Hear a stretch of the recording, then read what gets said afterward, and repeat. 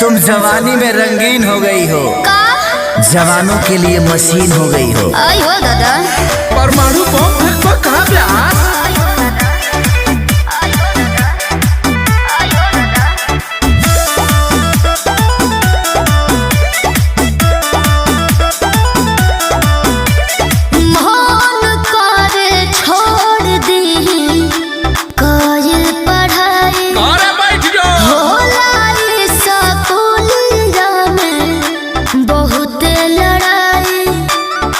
अरे का कहे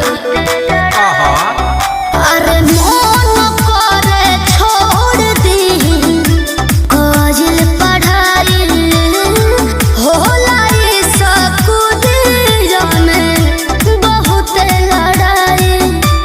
धके कोनो गड्ढा खींच ले बाटू पटा हमर जीवा डरा देले बा तहरा अखिया के काजर है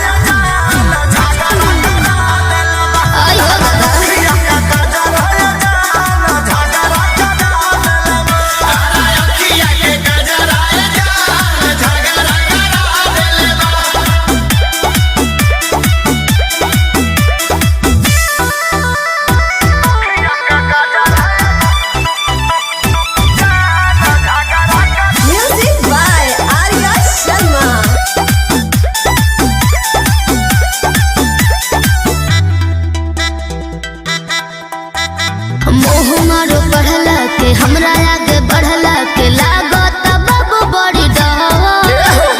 झूठे पढ़े जाते बाड़ू तब तू डेरात बाड़ू पहले बाड़ू जानू भगदा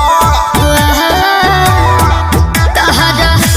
कहला से पढ़ल का छोड़ दे हो तब बोलो कवना के देह धके कोड़ दी हो तहर पागल बात मत हमर होई दुर्गति बात निंदिया उड़ा देले बा तोहरा अखिया के कजरा ले जा झगड़ा करना तोहरा अखिया के कजरा ले जा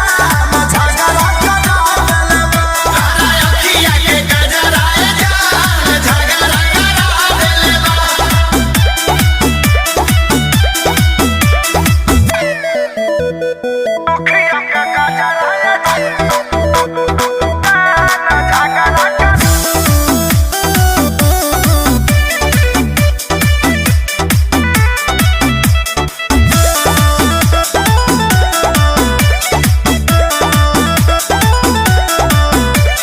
सपोर्ट खाती मारी हो ढलाली हल्ला करे कानमा के बहाली अरे हो बोल कहिया ले झगड़ा के टाली रहिया चलत में लागेलू अमर पाली